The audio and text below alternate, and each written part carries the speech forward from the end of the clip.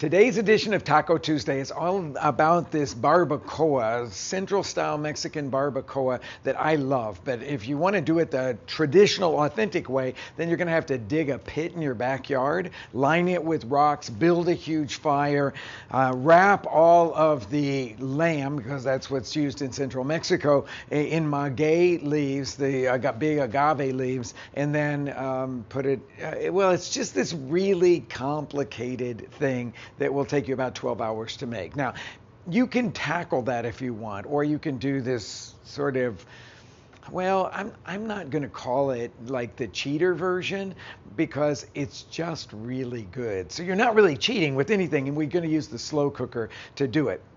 But the first thing that we have to do is to make a red chili marinade, because we're going to do it sort of in that Oaxacan style where they put this beautiful red chili marinade over the top of it. And it's going to start with the Guajillo chilies. So they look a little bit like New Mexico chilies, smooth skinned and shiny on the outside. I'm not going to toast them or anything, just take the seeds out of them and the stems off of them. A couple of ancho chilies, which are the darker ones that have the wrinkled skin.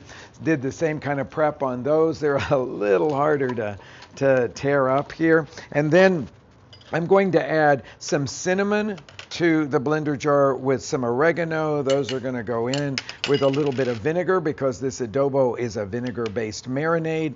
And then we're going to add to it some brown sugar and some peeled garlic. Those will go right in there. That brown sugar is standing in for piloncillo, the unrefined sugar you find in Mexico. And then I'm going to add a chipotle chili out of the can, that smoky, dried, reconstituted jalapeno. To that, a full teaspoon of salt will go in and a couple of cups of water. And then we're going to put that onto the blender and we're going to blend it on high speed until it's completely smooth.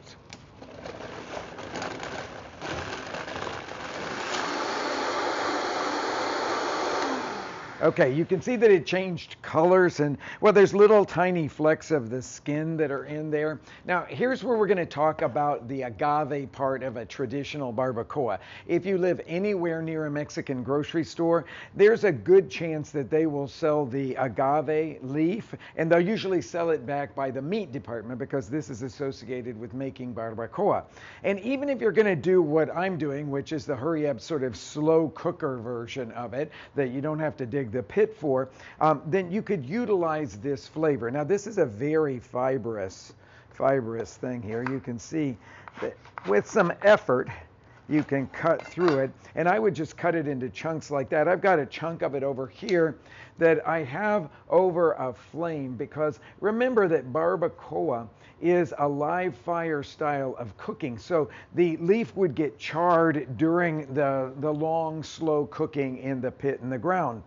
So you might want to have some charred leaf. You don't have to have it in there, just to give you that little bit of agave, charred agave kind of flavor. Now, in my slow cooker pan here, and I like the slow cooker versions that you can pull the insert out, put it over the fire directly, and I have this is lamb shoulder roast that has been browned in a little bit of oil. That just gets us started. Then we would take the piece of charred agave and just like nestle that down in there. You could do as much or as little of that as you wanted. And next we have our sauce, or our adobo, I should call it, our marinade that's going to go over this. So we'll pour that through a strainer. And you'll see that the only thing that will be left will be the little bits of skin in here, and we just want to get those out. Okay, so that's simple and straightforward. Now, this next thing that you can do if you want, I kind of like the flavor of it, but you can pour some beer in this so that it cooks slowly with some beer. So we've got that there. Put the top on this. 6 hours on high will give you this beautiful lamb barbacoa. Okay, so I'm going to get rid of that one back here because we're going to go over to one that has been cooking now for 6 hours. And I can tell you that the one thing you're missing in all of this is how beautiful this smells. that you can smell a little bit of the agave leaf. You can certainly smell the red chili, but it's that lamb flavor. Now, this won't be like the very best of the, say, Oaxacan style lamb barbacoa that you could get at one of those restaurants outside of town. But boy, this comes in a close second. So let's just look at this. I've got a platter here. I'm going to take some of this tender lamb and just put it onto this platter. When I make barbacoa for tacos, I always serve it like this so that each person can make their own little tacos by tearing up the meat. Okay, so we've got that. Now you've got all that gorgeous lamb barbacoa juice.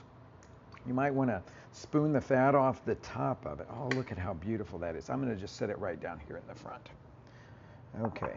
Now that juice may be just a tiny bit liquidy for you. If it is, then you could simmer it until it's reduced a little bit. I've got some here just to show you what that looks like. Some of the fat has been skimmed off, but it still has a little bit of it. I like it like this for tacos because I think it's a little easier to eat than the really juicy stuff. Well, I have to say in Oaxaca, they love the juicy stuff. Okay, so we'll just spoon some of that on the top of it. Oh, it smells so incredibly good. I've got a little bit of onion. Now you can see the onion is here in a strainer because when I'm serving raw onion, whether it's in a salsa or on top of something, I always rinse it to get all the strong flavors off of it. That's the part that a lot of people don't like about raw onion, and you can easily get it off by rinsing it. So sprinkle the onion on the top of it so it mixes into everybody's mouthful. I'm going to take a whole handful of these cilantro leaves. I would also put some more of the onion and the cilantro on the table, but you can see how beautiful that looks with the lamb, the white onion, the cilantro, and that rich, reduced barbacoa cooking broth. Just look at it. It's so beautiful.